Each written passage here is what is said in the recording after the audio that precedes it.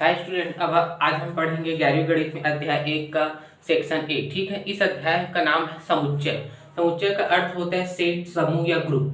Group के बारे में आप सभी जानते हैं क्योंकि हम बचपन से समूह में रहते हैं। जैसे कि हमारे घर का एक समूह हो गया, ठीक है, समाज का एक समूह हो गया, स्कूल गए तो स्कूल में हमारी कक्षा का एक समूह हो गया, ठीक है, पूरे स्कूल का एक समूह हो गया। इस प्रकार से समूह के बारे में इसको आज हम गणितीय तौर पे समझेंगे। अभी तक व्यवहारिक सामाजिक तौर पे हम समझते थे, आज जो है हम गणितीय तौर पे समझेंगे। ठीक है, तो जो समुच्चय का जो है सिद्धांत का प्रतिपादन जर्मन के जो गणितज्ञ जो हैं जॉर्ज कैंटर नामक वैज्ञानिक ने इसका प्रतिपादन किया था। उन्होंने बताया कि हम प्रत्येक समय में प्रतिदिन अब एक समूह से जुड़े होते हैं, एक झुंड से जुड़े होते हैं, एक टीम से जुड़े हुए होते हैं ना। गणित में भी इन समुच्चय का अर्थ होता है तथा हम उन्हीं के माध्यम से आज हम इसको समझते हैं। ठीक है, तो जो है समुच्चय का एक समूह, जैसे कि हमारे पास कुछ एग्जाम्पल्स है अंग्रेजी के वर्णमालाओं का स्वर। ठीक है, तो अंग्रेजी के वर्णमालाओं के मुख्य 5 स्वर है, ए ई आई ओ यू।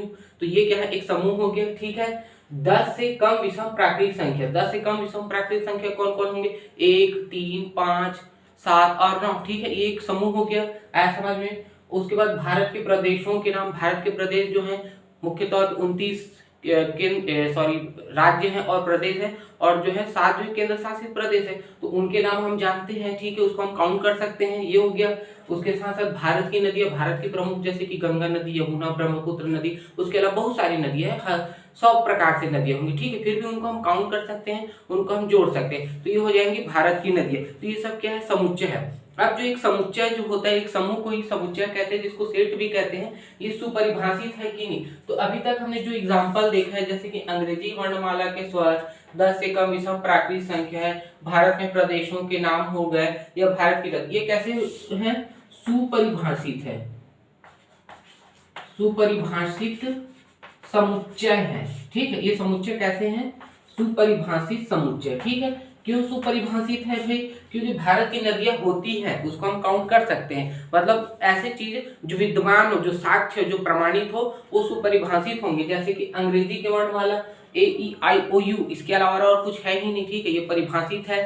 भारत में प्रदेशों की संख्या है, वो भी सब परिभाषित। ऐसा तो नहीं है कि किसी जिलों को हम राज्य बोलते थे, प्रदेश बोलते थे, ऐसा नहीं, ये भी परिभाषित है। ठीक है, 10 से कम विषम प्राकृतिक संख्या 1 3 5 7 9 ही है, इसके अलावा और कोई संख्या हो ही नहीं सकता जो 10 से कम विषम प्राकृतिक संख्या हो। मतलब ये भी क्या है, एक तरह से सुपरिभाषित है। ठीक है, उसके बाद बात करते हैं हम आगे, जैसे कि भारत की नदियां, ये भी हो गया है ना। अब जो है कुछ अन्य और समुच्चयों की बात करते हैं जो सुपरिभाषित नहीं है। जैसे कि है विश्व की जो है सुंदर लड़कियों का समूह, बॉलीवुड की लोकप्रिय फिल्में, किसी कक्षा में मेधावी छात्रों का समूह। ठीक है, तो जैसे कि विश्व की सुंदर लड़कियों का समूह, हम विश्व की सुंदर लड़कियों का समूह को हम सुपरिभाषित समुच्चय नहीं कह सकते। क्यों नहीं कह सकते, क्योंकि अलग अलग व्यक्तियों के मत के अनुसार जो है अलग अलग लड़कियां विश्व की सुंदर हो सकती है। जैसे कि किसी के लिए कटरीना ज्यादा सुंदर है, किसी के लिए आलिया सुंदर है, या किसी के लिए दीपिका सुंदर है। ठीक है, तो हम ये नहीं बोल सकते कि ये जो विश्व की जो सुंदर लड़कियां जो हैं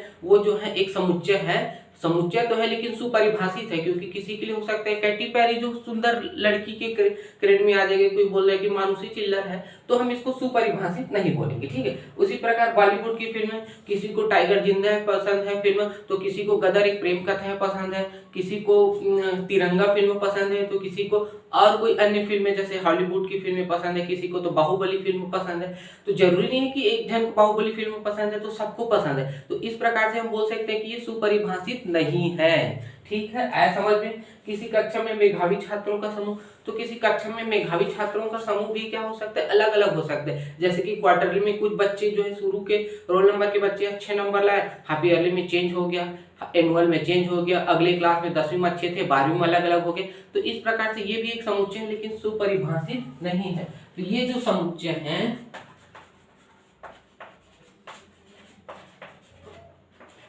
परिभाषित नहीं है। ठीक है, आया समझ में। तो इस प्रकार के समुच्चय हो गए। अब हम बात करते आगे समुच्चयों का निरूपण को समझते हैं ना।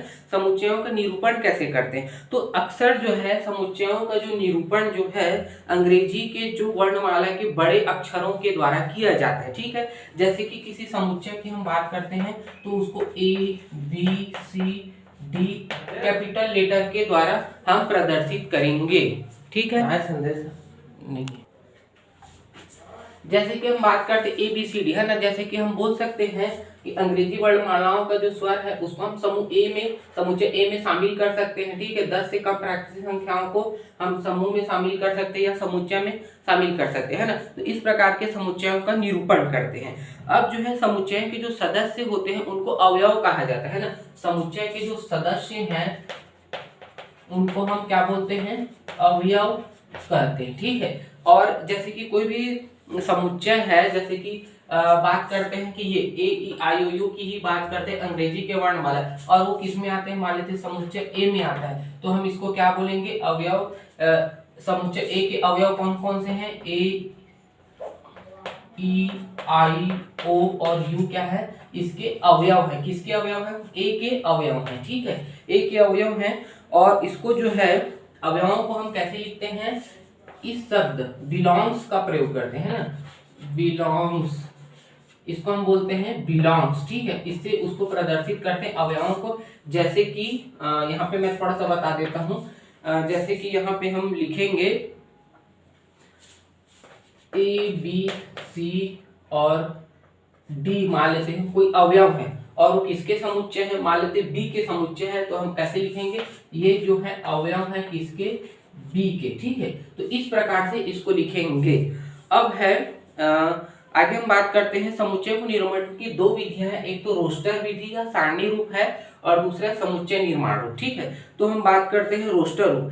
रोस्टर रूप में क्या करते हैं, किसी समुच्चय ए और उसके अवयव हो सकते हैं, जैसे कि AEIOU स्वर के जो है, ऐसा अंग्रेजी वर्णमाला के स्वर है, तो उसको हम कैसे लिखेंगे, ए बराबर हम लिखेंगे रोस्टर रूप में, है ना, AEIO और U, इस प्रकार से। तो समुच्चय ए के जो अवयव होंगे उसको अल्प विराम लगा के क्रमशः एक एक करके और एक सर्पाकार कोष्ठक के बीच में रखेंगे और बोलेंगे समुच्चय ए के अवयव इस प्रकार हैं, और उनको पढ़ते जाएंगे। जैसे समुच्चय ए के अवयव हैं AEIOU। ठीक है, इस प्रकार से। या कोई समुच्चय बी है और उसके अवयव कौन कौन से हैं, 2 4 6 8 10, तो ये क्या है, समुच्चय ए जिसके अवयव क्या है, सम संख्या 2 4 6 8 और 10 है। इस प्रकार से है रोस्टर विधि। ठीक है, जिनको सर्पाकार कोष्ठक के अंतर्गत लिखा जाएगा। अब हम बात करते हैं समुच्चय के निर्माण विधि। समुच्चय निर्माण के रूप में अगर कोई समुच्चय ए है और उसके अवयव को हम एक एक करके श्रृंखला रूप में न लिखे, कोई एक प्रतीक चिन्ह के रूप में लिखेंगे। जैसे कि समुच्चय ए है, ठीक है, तो इसमें हम क्या लिखेंगे, समुच्चय ए जो है अवयव है, ठीक है, x का, और जहां x जो क्या चीज है, x बिलोंग्स टू अंग्रेजी वर्णमाला, अंग्रेजी वर्णमाला के स्वर। ठीक है, तो ये समुच्चय निर्माण रूप में कैसे लिखेंगे, इस प्रकार से सर्पाकार कोष्ठक ही लगाएंगे और इसमें लिखेंगे ए जो समुच्चय है ए x का, इसको पढ़ेंगे कैसे, ए है समुच्चय x का, x का समुच्चय ए है क्योंकि ए का अवयव है x का, तो पढ़ेंगे कैसे, ए समुच्चय है x का, और यहाँ पे लिखेंगे सच दैट, इसको पढ़ेंगे सच दैट, और या फिर इसको पढ़ते हैं जहां x क्या है, बिलोंग करता है अंग्रेजी वर्णमाला का स्वर। जो x किसको बिलोंग करता है, अंग्रेजी वर्णमाला के स्वर के सभी अवयवों को x से प्रदर्शित किया गया है, तो इसको हम बोलते हैं समुच्चय निर्माण रूप। ठीक है, तो इसको कैसे पढ़ेंगे, ए जो है अवयव है ए समुच्चय है x का, सच दैट, या फिर जहां x बिलोंग करता है अंग्रेजी वर्णमालाओं के स्वरों को। ठीक है, आया समझ में, इसको एक बार अच्छे से समझ लीजिए। अब हम आगे बढ़ते हैं प्रश्नवाली में। ठीक है, अब हम बात करते हैं प्रश्नवाली में, आ जाते हैं प्रश्नवाली 1A में आ जाते हैं। ठीक है, तो प्रश्नवाली 1A में क्या क्या बोला जा रहा है। पहला प्रश्न है, निम्नलिखित में से कौन समुच्चय है, अपने उत्तर की जांच कीजिए। मतलब ऐसे समुच्चय जो सुपरिभाषित है उन समुच्चयों के बारे में पूछा जा रहा है। ठीक है, या फिर ऐसे समुच्चय जो सुपरिभाषित नहीं उनके बारे में पूछा जा रहा है। तो जैसे कि पहला प्रश्न है, भारत के 10 सबसे अधिक प्रतिभाशाली लेखकों का जो समूह जो है वो है सुपरिभाषित है कि नहीं, या समुच्चय है कि नहीं, पूछ रहे हैं। ठीक है, जो समुच्चय सुपरिभाषित होगा वही क्या होगा, समुच्चय कहलाएगा, और जो समुच्चय सुपरिभाषित नहीं होगा उसको हम समुच्चय नहीं बोलेंगे, क्योंकि हमारे दैनिक जीवन में जो सुपरिभाषित रहेगा वही सेट कहलाएगा। ठीक है, तो जैसे कि लेखकों का समूह जो होगा वो समुच्चय नहीं होगा। क्यों नहीं होगा भाई? क्योंकि अलग अलग व्यक्तियों के लिए अलग अलग होंगे, अलग अलग व्यक्ति जो होंगे सुपरिभाषित होंगे, इसलिए हम क्या बोलेंगे कि ये जो है लेखकों का जो समूह जो है वह जो है समुच्चय नहीं है। ठीक है, आया समझ में? अब हम आगे बात करते हैं। दूसरा प्रश्न था आपकी कक्षा में सभी बालकों का संग्रह, तो एक स्टूडेंट का समूह जो है बालकों का संग्रह समुच्चय हो सकता है, इसलिए हम बोलेंगे दूसरा प्रश्न क्या है? समुच्चय है। ठीक है, तो पहला क्या था? समुच्चय नहीं है। ठीक है, दूसरा क्या है? समुच्चय है। ठीक है, आया समझ में? आगे बढ़ते जाते हैं। अब है लेखक प्रेमचंद द्वारा लिखित उपन्यासों का संग्रह, तो लेखक प्रेमचंद द्वारा लिखित उपन्यासों का संग्रह क्या हो सकता है? समुच्चय हो सकता है, क्योंकि हम उसको आसानी से काउंट कर सकते हैं तथा उनके हम नाम भी बता सकते हैं। ठीक है, आगे है सभी विषम पूर्णांकों का संग्रह, तो सभी विषम पूर्णांकों का संग्रह भी क्या समुच्चय है? जैसे कि कौन कौन विषम पूर्णांक होंगे? 1, 3, 5, 7, 9 और आगे ये बढ़ते जाएगा। ठीक है, तो इनको हम क्या बोल सकते हैं? सुपरिभाषित है, अर्थात ये क्या है? एक समुच्चय है। ठीक है, अब है विश्व के सर्वश्रेष्ठ 11 हॉकी खिलाड़ियों का संग्रह, तो विश्व के सर्वश्रेष्ठ 11 हॉकी खिलाड़ियों का संग्रह समुच्चय नहीं हो सकते, जिस प्रकार से विश्व की जो सुंदर लड़कियों का समूह नहीं हो सकता, क्योंकि अलग अलग व्यक्तियों के अलग अलग व्यक्ति है। जैसे कि हॉकी की जगह अगर हम क्रिकेट ले लें तो किसी को सचिन तेंदुलकर ज्यादा अच्छा लगता है, तो किसी को रवि पंडित, किसी को महेंद्र सिंह धोनी, तो किसी को इरफान पठान अच्छा लगता है, तो किसी को वीरेंद्र सहवाग। तो हम क्या बोल सकते हैं? विश्व की जो 11 सर्वश्रेष्ठ हॉकी प्लेयर या क्रिकेट प्लेयर समुच्चय नहीं हो सकता। ठीक है, अब आगे बात करते हैं प्रश्न क्रमांक 2। प्रश्न क्रमांक 2 में दिया गया एक प्रश्न है और उसमें बोला जा रहा है कि और कुछ प्रश्न है ना, उसको बिलोंग्स है, उसके अवयव है, करके नहीं करके। तो जो दूसरा का प्रश्न है ये इस प्रकार से है, देखो क्या क्या है? 2, 4, 6, 8, 10, 12, 14, 16, 18, 20। ठीक है, 2, 4, 6, 8, 10, 12, 14, 16, 18 और 20, ये हमारे प्रश्न है। ठीक है, अब उसमें क्या पूछा जा रहा है? अब इसमें ये पूछ रहा है कि पहला क्वेश्चन क्या है? 5 जो है खाली स्थान लिखा हुआ है और क्या बोला जा रहा है? ए को बिलोंग करते हैं कि नहीं, अर्थात ये पूछा जा रहा है कि समुच्चय ए का जो अवयव है 5 उसका अवयव है कि नहीं करके पूछ रहा है। तो देखिए भाई समुच्चय ए का जो सेट है वो कैसा है? 2, 4, 6, 8, 10, 12 और 18, 20 करके दिए है ना। तो देखो यहाँ पे 5 कहीं है क्या? 5 कहीं दिखाई दे रहा है क्या? नहीं दिखा रहा है, इसलिए हम क्या बोलेंगे? 5 जो है समुच्चय ए का अवयव नहीं है। इस बिलोंग्स में क्या करें? ऐसा क्रॉस कर देंगे तो बिलोंग्स नहीं है। जैसे कि बराबर नहीं है के लिए क्या करते हैं? ऐसा कर देते हैं तो बराबर नहीं हो जाता है। इसी प्रकार बिलोंग्स नहीं है या अवयव नहीं है के लिए इस प्रकार से कर देंगे। ठीक है, 6 की अगर बात कर रहे हैं, दूसरा 6 जो अवयव है ए का, तो अवयव है भाई, क्योंकि 6 यहाँ पे उपस्थित है जो ए का क्या है? अवयव है, सेट ए का, समुच्चय ए का अवयव है। ठीक है, 10 की अगर बात करते हैं, 10 अवयव है। ठीक है, ए का। अगर एक और प्रश्न है 19 अवयव है क्या? ए का नहीं है, तो इसलिए ऐसे क्रॉस कर देंगे। आया समझ में? इस प्रकार से अवयव है कि नहीं है वो हम समुच्चय के अवयवों को देख के बता सकते हैं। ठीक है, अब आगे बढ़ते हैं प्रश्न क्रमांक 3। प्रश्न क्रमांक 3 में क्या है? समीकरण x² + 5x + 6 = 0 हल का समुच्चय रोस्टर रूप में लिखिए बोल रहा है। ठीक है, तो इसमें जो है एक समीकरण है, तीसरा को मैं यहाँ पे बता रहा हूँ। तीसरा प्रश्न है x² 5x + 6 = 0। इसको हमें कौन से रूप में लिखना है? रोस्टर प्रणाली, इस टाइप में लिखना है। ठीक है, तो सबसे पहले तो हम x को हल कर लेते हैं। क्या क्या हो जाएगा? यहाँ से इसको हम क्या लिख सकते हैं? इसको गुणनखंड में तोड़ेंगे, x² + 2x + 3x + 6 = 0। अब यहाँ से 2 2 का जोड़ी बनाएंगे, यहाँ से x बार हो गया, x + 2, यहाँ से 3 को बाहर कर दो, x + 2। ठीक है, बराबर में 0। यहाँ पे हो जाएगा x + 2 और x + 3 बराबर में है 0। तो अब आगे मैं इसको इधर लिख रहा हूँ, x का मान एक बार इसके लिए 0 रखेंगे और एक बार x + 3 के लिए 0 रखेंगे। ठीक है, तो x का मान -2 और यहाँ पे x का मान -3। तो इसको हम रोस्टर रूप में कैसे लिख सकते हैं? माना ये समुच्चय A है। ठीक है, माना समुच्चय एक एक कौन कौन से अवयव हैं, एक -2 है और एक -3 है, तो ये हो गया इसका रोस्टर रूप। ठीक है, आया समझ में? इस प्रकार से लिख सकते हैं। दूसरा समीकरण है का समुच्चय रोस्टर रूप में, तो प्रश्न क्रमांक तीसरा का दूसरा। ठीक है, ये तीसरा का कौन सा था, पहला था, दूसरा आप बना लेना, ऐसे ही बन जाएगा। चलिए अब हम आगे बात करते हैं प्रश्न क्रमांक चौथा का पहला।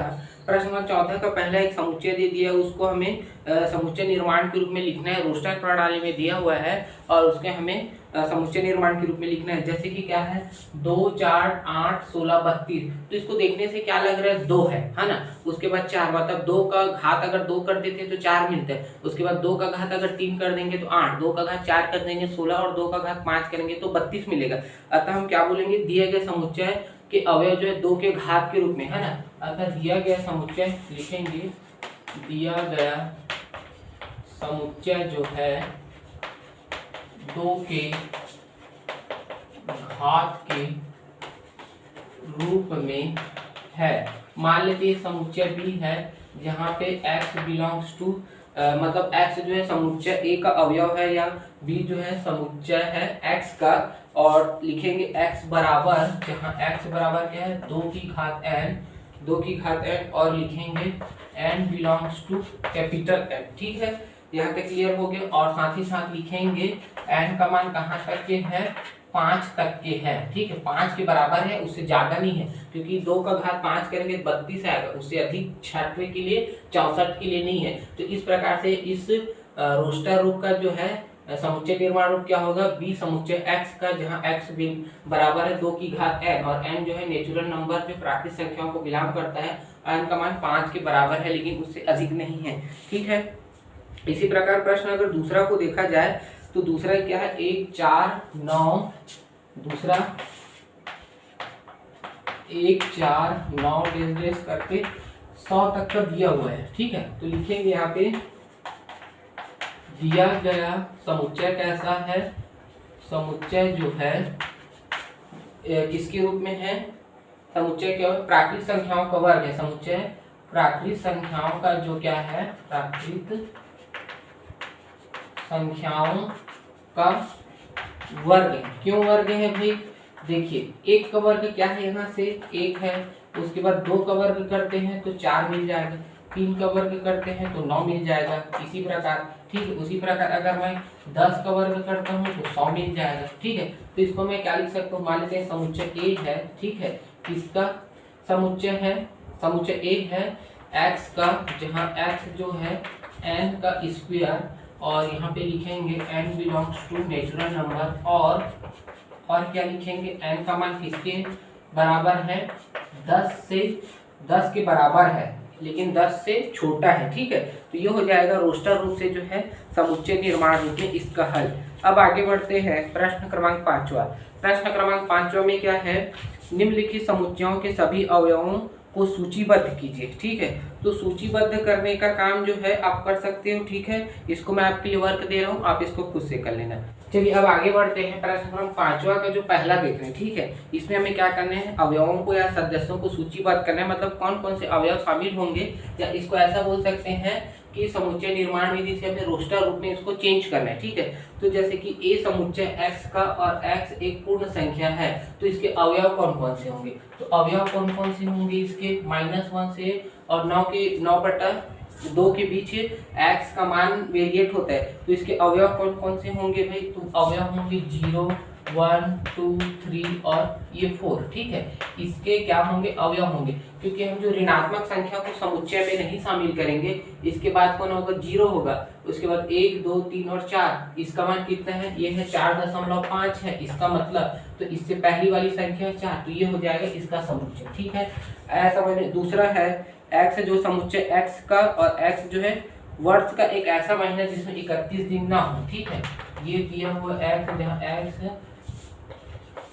वर्ष का महीना है। ठीक है, वर्ष का एक ऐसा माह या महीना, ठीक है, जिसमें 31 दिन नहीं होते, ठीक है। तो इसके लिए क्या क्या हो सकता है, ऐसे माह x जो है ए जो है समुच्चय x का, और x क्या एक ऐसा माह जो 31 दिन के नहीं होते। तो कौन कौन से महीने हैं, तो वो है पहला तो फरवरी है, ठीक है, जिसमें 31 दिन नहीं होते। उसके बाद कौन है, अप्रैल। उसके बाद क्या है, जून, ठीक है। उसके बाद जून के बाद क्या आता है, जून। उसके बाद सितंबर, ठीक है, कौन है, अप्रैल जून। उसके बाद है सितंबर, और कौन है, नवंबर। ये जो है अवयव होंगे किसके, x के अवयव जो होंगे इस प्रकार से ये हो जाएंगे, ठीक है।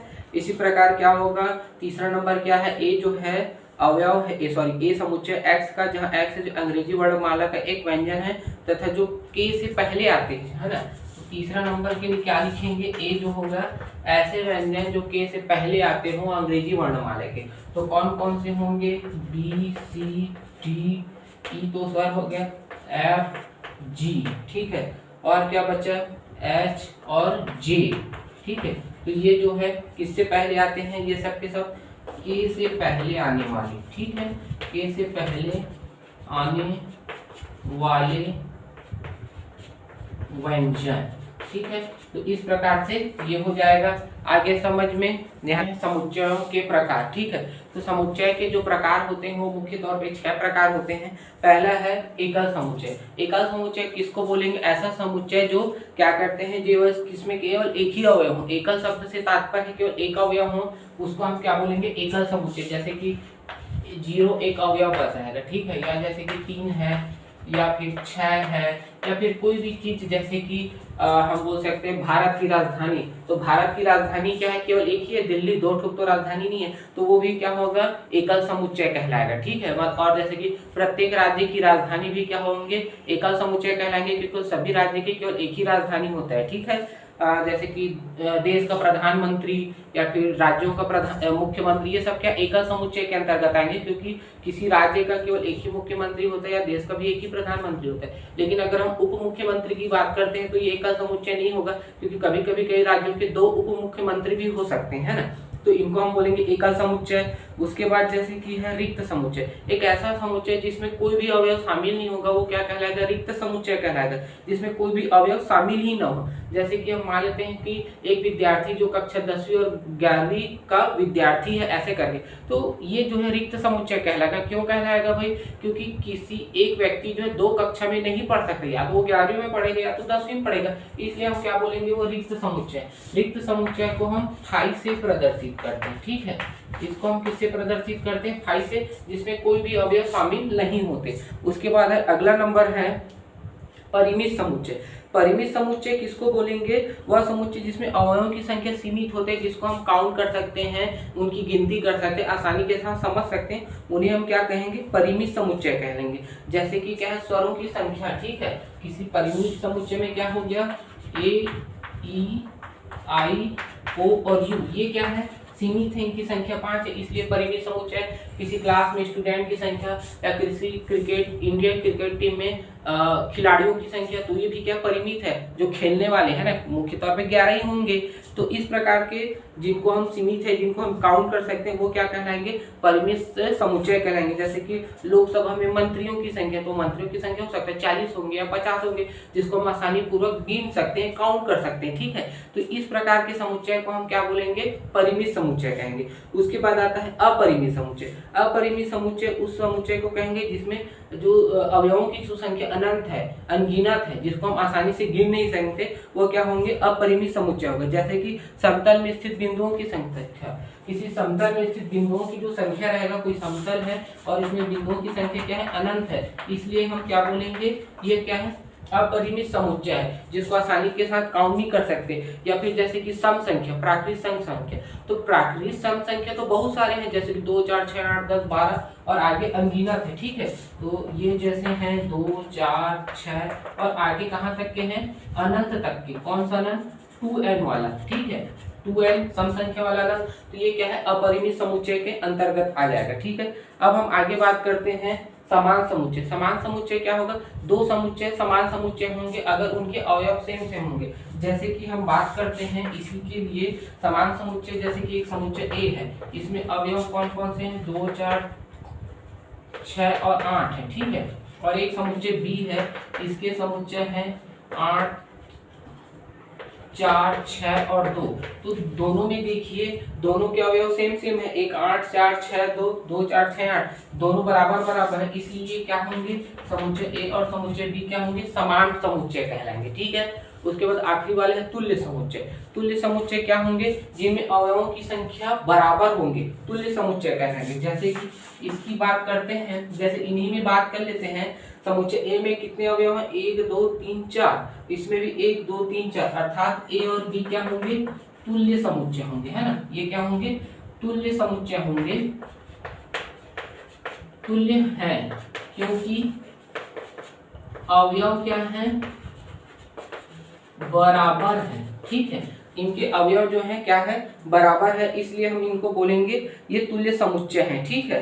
क्योंकि इनकी अगर हम बात करते हैं तो n of a, number of a का मान भी 4 है और n ऑफ b भी क्या है, 4 है, ठीक है। एक और एग्जांपल से इसको समझते हैं, जैसे कि एक अवयव c है, इसके हैं a b c d, ठीक है। और एक अवयव, एक समुच्चय है d, 2 3 6 और 10, ठीक है।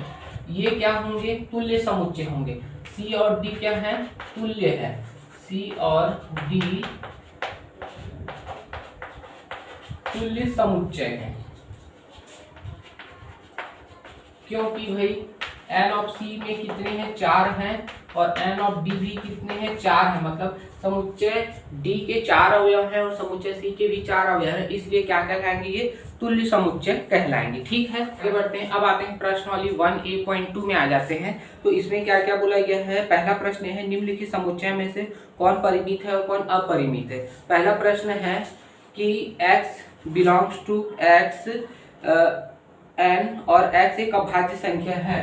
तो है पहला है एक समुच्चय जो भी होगा, समुच्चय a है, समुच्चय a x का समुच्चय है और x बिलोंग्स टू n, ठीक है। और आगे बोला जा रहा है कि और x एक अभाज्य संख्या है, ठीक है, और x एक अभाज्य संख्या, ठीक है। तो समुच्चय a जो है समुच्चय है x का और x बिलोंग करता है n प्राकृतिक संख्याओं को, और x एक अभाज्य संख्या। चूंकि प्राकृतिक संख्या में बहुत ऐसे प्राकृतिक संख्या जो अभाज्य पूर्ण रूप से भाजित नहीं होते, अतः उनको हम काउंट नहीं कर सकते, ठीक है, बहुत सारे हैं, इसलिए हम बोलेंगे ये क्या है, अपरिमित समुच्चय है, ठीक है। आया समझ में। इसी प्रकार आगे अगर हम बात करते हैं कि x जो है समुच्चय है जहाँ x बिलोंग करते हैं n और x एक विषम संख्या है, ठीक है। तो विषम संख्या की अगर हम बात करते हैं तो ये भी एक अपरिमित समुच्चय है, क्योंकि प्राकृत विषम संख्याओं की बहुत असीमित है ना, बहुत सारे ऐसे संख्याएं जो प्राकृत विषम संख्या है, तो इसके लिए भी क्या हो गया, ये भी क्या होगा, अपरिमित समुच्चय कहलाएगा, ठीक है। y अक्ष के समांतर रेखाओं का समुच्चय, y अक्ष के समांतर रेखाएं भी क्या होंगी, बहुत सारे हो सकते हैं, कोई भी y अक्ष के समांतर, जैसे कि ये y अक्ष है y और ये y डे, तो इसके समांतर बहुत सारी रेखाएं अनगिनत हो सकती है, ठीक है, बहुत सारे हो सकते हैं। तो इस प्रकार से हम बोल देंगे कि y अक्ष के समांतर जो रेखाएं जो हैं वो अपरिमित समुच्चय है, ठीक है। पृथ्वी पर रहने वाले पशुओं का समुच्चय की अगर बात करते हैं तो पृथ्वी पर रहने वाले समुच्चय सीमित है, उनको हम काउंट कर सकते हैं, भले करोड़ों की संख्या में होंगे और उनकी संख्या लगातार कम हो रही है, अतः ये परिमित समुच्चय आएगा, ठीक है। और ये पांचवा नंबर क्या था, उन संख्याओं का समुच्चय जो 4 के गुणज है, तो 4 के गुणज वाले समुच्चय भी क्या है, बहुत ज्यादा है ना। तो इसलिए हम क्या बोल सकते हैं कि ये अपरिमित समुच्चय है, ठीक है, क्योंकि 4 का गुणज कौन कौन से होते हैं, जैसे कि 4 8 12 16 ऐसे करके बहुत सारी संख्याएं जो 4 का गुणज है, इसलिए 4 के गुणज वाले जो समुच्चय होंगे क्या होंगे, अपरिमित समुच्चयों के श्रेणी में आएगा, ठीक है। इस प्रकार से आप बाकी बना लीजिएगा। अब आते हैं प्रश्न क्रमांक दूसरा।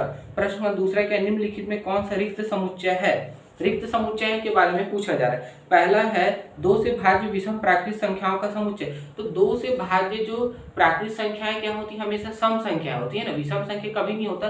2 से भाज्य संख्या जो हमेशा क्या होगा, 2 से कौन कौन भाग हो, सम संख्या ही विभाजित होगा। अर्थात हम बोल सकते हैं कि 2 से भाज्य विषम प्राकृत संख्या क्या है, रिक्त समुच्चय होंगे, क्योंकि वहां के अवयव 0 होंगे। ठीक है, अगला है x जो है x² - 2 बराबर 0 और x जो है एक परिमेय संख्या है। ठीक है, तो यहाँ पे क्या बोला जा रहा है कि x का वर्ग ये है दूसरे का दूसरा। ठीक है, x का वर्ग -2 बराबर 0 और x क्या है, परिमेय संख्या है। ठीक है, ये परिमेय संख्या है। तो यहाँ से x का मान कितना हो जाएगा, प्लस माइनस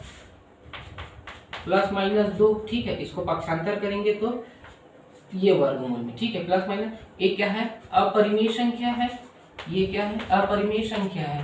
ठीक है, जबकि x क्या है, परिमेय संख्या के लिए बोल रहा, अतः हम बोलेंगे ये जो है वर्गमूल 2 क्या हो गया, कैसा समुच्चय होगा, रिक्त समुच्चय होगा। ठीक है, तो दिया गया समुच्चय क्या है, रिक्त समुच्चय होगा। ठीक है, इसी प्रकार आगे बढ़ते हैं। अगला है चौथा नंबर, x जो होगा, x एक समुच्चय है जो x² बराबर 4 और x क्या है, विषम संख्या है। ठीक है, इसमें क्या है, चौथा नंबर है ना, इसी का चौथा नंबर है। तो इसमें बोला जा रहा है x का वर्ग बराबर 4 और x क्या है, विषम संख्या। ठीक है, विषम संख्या। तो यहाँ से देखिए x बराबर कितना हो जाएगा, प्लस माइनस 2। x का मान कितना आएगा, इसके अनुसार से 2 आएगा, मतलब क्या आएगा, सम संख्या, जबकि x क्या बोल रहे हैं, विषम संख्या। तो x जो क्या होगा, रिक्त समुच्चय होगा, क्योंकि दिए गए प्रश्न के अनुसार क्या है, x का वर्ग का अगर हम हल करते हैं, x का मान क्या आता है, सम संख्या आता है, अतः हम बोलेंगे ये रिक्त समुच्चय। ठीक है, आया समझ में। अब आगे बढ़ते हैं, प्रश्न क्रमांक 3, आगे को बाकी आप बनाते जाइएगा। ठीक है, निम्नलिखित में बताइए कि a और b बराबर है अथवा नहीं, मतलब इसमें हमें क्या करना है, समान समुच्चय है कि नहीं। तो प्रश्न क्रमांक 3 का पहला क्या है, प्रश्न क्रमांक 3 का पहला क्या है, a का मान कितना दिया है, 3 2 1। ठीक है, और b का मान दिया है 1 2 3। ठीक है, तो ये क्या है, a और b बराबर होंगे, अर्थात समान समुच्चय होंगे, क्योंकि a के और b के वजह लगभग बराबर एक जैसे ही है, इसलिए हम क्या बोलेंगे, इसको समान समुच्चय। ठीक है, दूसरा प्रश्न है, यदि a का मान 2 4 6 8 10 है और b का मान सम धन पूर्णांक संख्या है। ठीक है, दूसरा है a का मान क्या दिया है, 2 4 6 8 10 और b का मान क्या दिया हुआ है, b का मान है x बराबर x, जहां x क्या है, सम धन पूर्णांक संख्या, जो कैसे है, x का मान 10 से बराबर होगा लेकिन छोटा रहेगा। ठीक है, तो इसके लिए क्या होगा, b के मान कौन कौन से आएंगे, धन पूर्णांक संख्या जो 10 तक के होंगे या उससे छोटे होंगे, तो 2 4 6 8 और 10 ही हो सकता है। ठीक है, अतः हम बोल सकते हैं a जो है b के बराबर है, अर्थात जो होगा समुच्चय समुच्चय b के बराबर है, अर्थात ये समान समुच्चय। ठीक है, उसके बाद तीसरा क्या है, x जो होगा, a जो है समुच्चय x का, x जो है 10 का गुणज है। ठीक है, तो a का मान कितना दिया हुआ है, x, जहां x जो है 10 का गुणज, तो 10 के गुणज कौन कौन से हो सकते हैं, a का मान क्या हो सकता है, 10 20 30 40। ठीक है, इस प्रकार से। जबकि b का मान क्या दिया हुआ है, b का मान दिया हुआ है 10 15 और क्या दिए हुए 20, ऐसे। तो ये क्या होंगे, समान समुच्चय है क्या, a और b समान समुच्चय नहीं है, क्योंकि इसमें 10 20 30 40 आ रहा है, जबकि इसमें 10 15 20 25 35 आ रहा है ना, तो समान समुच्चय नहीं होगा। आया समझ में। उसके बाद क्या है, अगला नंबर है a जो है a समुच्चय x का, जबकि x शब्द फॉलो का एक अक्षर है, जबकि y जो होगा शब्द वोल्फ का एक अक्षर है। ठीक है, तो ये एक क्या होंगे, समान समुच्चय होंगे। क्यों होंगे भाई, इसको मैं यहाँ से बता देता हूँ। a का मान दिया हुआ है x जो है फॉलो का अक्षर।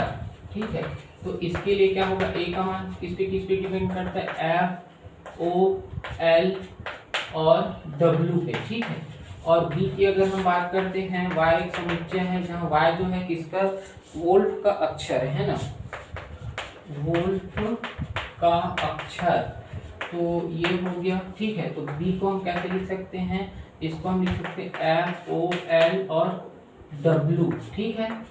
ये हो जाएगा FLOW, मतलब देखो ए के कितने समुच्चय हैं FOLW और इसके भी, अर्थात हम ए और बी को क्या कर सकते हैं, बराबर कर सकते हैं, मतलब ए और बी जो होंगे समान समुच्चय कहलाएंगे, ठीक है। ऐसा समझ